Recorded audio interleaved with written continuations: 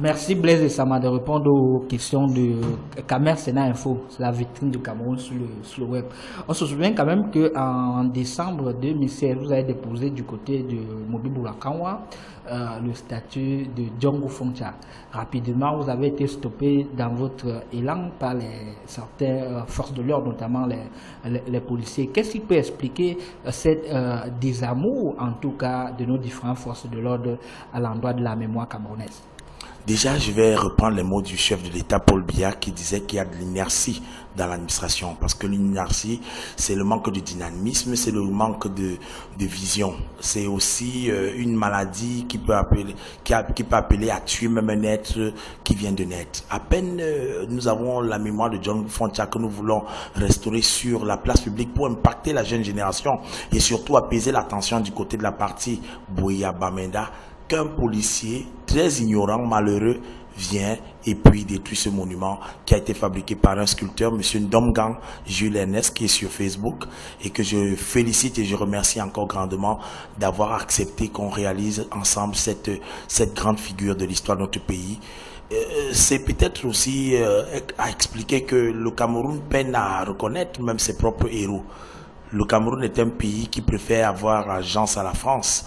On a vu du côté de Bonadjo avec le général Leclerc qui a été bien sûr restauré par le délégué du gouvernement, alors que c'est pas eux qui ont initié la fabrication de ce monument qui date de 48.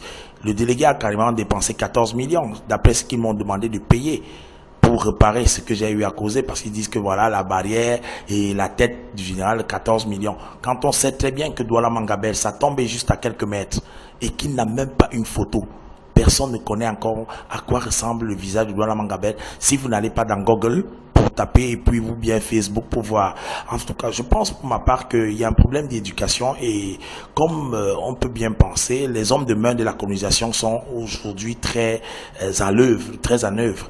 Oui, toute chose qui fait penser que la jeunesse doit prendre ses responsabilités et les acteurs ne doivent plus être passifs. Donc le peuple doit être plus actif. D'accord, très bien. À l'aube de la destruction du monument de Djongo Foncha du côté de Mobutu Boulakanwa, vous avez dit que vous devez revenir encore sur la sellette avec le monument, cette fois-ci de Rodolphe Douala Mangabel. C'est bien cela, même si la destruction, vous lâchez véritablement pas prise. Effectivement, je crois que jurisprudence, il faut faire allusion au monument de Samuel Eto'o qui est à Komondor parce qu'il était un enfant qui était très aimé.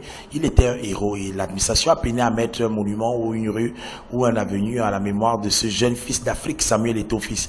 Donc pour nous, nous pensons que pour les autres également, il faut cultiver l'amour de la personne.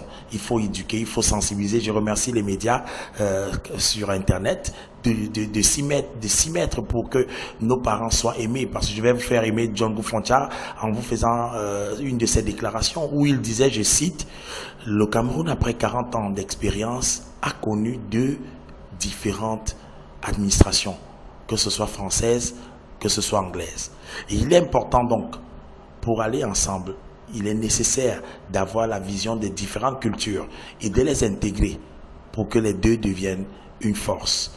On ne peut pas avoir un Cameroun sans toutefois penser à la partie de la culture qui se trouvait colonisée par l'Angleterre. La langue qui est aujourd'hui utilisée doit également être un facteur à prendre en compte. Et c'est clair, nous n'avons pas seulement aussi à prendre en compte rien que les langues occidentales ou coloniales. Nous avons nos propres langues africaines. Et je vais ajouter, en plus de ce que Djongo Foncha a dit, nous avons également une jeunesse qui s'habitue aux nouveaux réseaux sociaux. C'est une langue que d'avoir Facebook. C'est une langue que d'avoir WhatsApp. On cause WhatsApp comment? Il faut connaître, il faut causer. IMO comment? Il faut une nouvelle qui existe et en faire un. Aujourd'hui, une personne peut utiliser toutes ces langues et ne pas... On parle de l'interface. On parle des pages, des fenêtres, l'aptitude à être dans la multi-fenêtre. C'est ce qui est important pour l'Afrique, le Cameroun d'intégrer. D'abord en visibilité ses propres langues. D'accord. L'actualité de l'heure, c'est quand même la situation un peu chaotique du côté de Bamenda et de Buea. Vous, le patriote que vous êtes, quelle est votre lecture de la situation et quelques pistes de solutions? Ma lecture est que nous avons effectivement une grande quantité de personnes de la partie Buea, Bamenda, qui sont irréductibles parce qu'il n'y a pas trop de corruption dans la partie de ses frères. Vous savez, le système anglais n'a pas été comme le système français. En Afrique, les Français sont restés.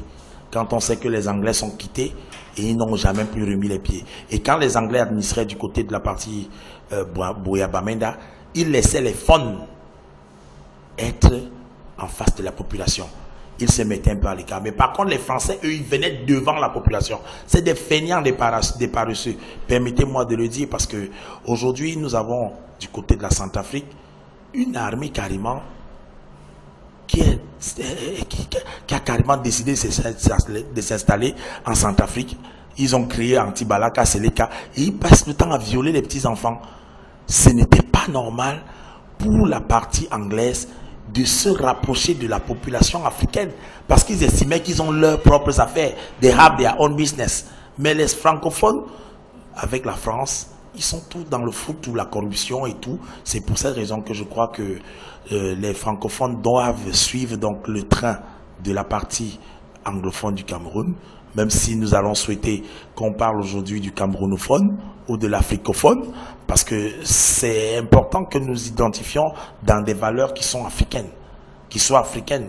Je préfère quelqu'un qui va me dire je cause lingalaphone ou bien wolophone que d'être en train de parler d'anglophone. En tout cas, ce problème pour moi, l'une des solutions serait de mettre en marche l'identité culturelle, la décentralisation qui tarde à venir et qui continue d'être une grave entrave au développement. Parce que si on a des délégués du gouvernement, celui-ci qui est à la tête à Douala ne peut pas avoir peur de la population parce qu'il ne rencontre qu'au président de la République. Et pourtant, si après avoir condamné Sama la première fois, en 2015, à 3 mois de prison, si Sama sortait et puis qu'on voyait que non, ce monsieur qui a fait enfermer, si on le change parce que la prochaine élection municipale, on dit non, monsieur Tonnerre, vous avez enfermé Sama, on ne vous vote plus. S'il peut voter par exemple Maître Momo Jean de Dieu, délégué du gouvernement, ou bien maire, autant pour moi pas délégué, parce qu'on ne veut plus la centralisation avec les délégués, on veut des maires élus. C'est ce que la décentralisation, et je remercie tous ceux qui sont en train de faire ce travail avec le Conseil des évêques. Je souhaite véritablement que le chef de l'État envoie le cardinal Christian Toumi, parce qu'il est un homme d'une rectitude morale irréprochable. Il est même d'abord un très grand leader, et il est originaire de cette partie du Cameroun. Il connaît très bien de quoi il s'agit. Qu'on ne trompe pas cet homme. Moi, je respecte énormément le cardinal Christian Toumi. Il est encore vivant. On peut bien avoir ce grand leader plutôt que d'envoyer des personnes qui n'ont vraiment pas compris qu'il faut aujourd'hui travailler avec le cœur et l'identité culturelle. D'accord. 2016, qui a déjà pointé quasiment le bout de son nez, est une année quasiment un peu chargée. On peut dire pour vous chargée aussi, comme la fameuse année 2016 qui n'a pas été véritablement de tout repos pour vous dans vos différentes activités patriotiques. On a envie de vous demander quoi un peu en perspective. Oui, en perspective, déjà, comme on parlait du coaching du peuple, c'est important. Il va falloir faire beaucoup de conférences. Il va falloir faire beaucoup d'écriture, d'œuvres musicales, allant dans le sens de la ligne éditoriale de l'entrepreneurship de la mémoire, le marketing de la mémoire. On va penser par exemple Mercena également, comme celle-ci sur Internet. On a énormément à faire partager les dits et écrits de nos grandes figures de l'histoire du Cameroun. Je prends le site www.peuplesawa.com qui est un grand site qui m'a beaucoup enseigné sur ce qu'avait dit Oumniobé, écrit Ernest Ouandié, leur discours, leur meeting. Et c'est important pour la jeune génération de s'imprégner de ces grandes choses que d'apprendre l'histoire de Charlemagne, de Gaulle. J'entends souvent des spots qui me font vraiment rire. Charlemagne, sacré Charlemagne. Non, il y a sacré Oumniobé. Nous avons nos propres héros. Si on parle de Saint Jean dans la Bible, on peut parler de Saint Oumniobé. Si on parle de Saint Paul, on peut parler de Saint Douala Mangabel. Nous avons des saints, l'Afrique a des saints, et je crois qu'il est temps pour nous de prendre le culte dans la mémoire de nos propres ancêtres. Quand on chante au Cameroun, berceau de nos ancêtres, c'est pas les ancêtres colons, ce sont les ancêtres que nous avons aujourd'hui la chance de voir. Ça ne date même pas de longtemps, 1940, c'est pas loin, nous sommes en 2017. Merci infiniment, Blaise Sama, de répondre aux questions de Kamer Sénat. Et continuer dans cette lancée, Kamer Sénat. Je suis très fier d'être choisi dans votre média pour dire bonne année 2017. Oui, pour débuter, dire 2017 à tous les internautes qui vont partager, aimer et surtout ceux qui vont faire des propositions, des suggestions pour que nous améliorons notre combat qui est un combat d'une nation, d'un peuple, l'Afrique, à rendre fier.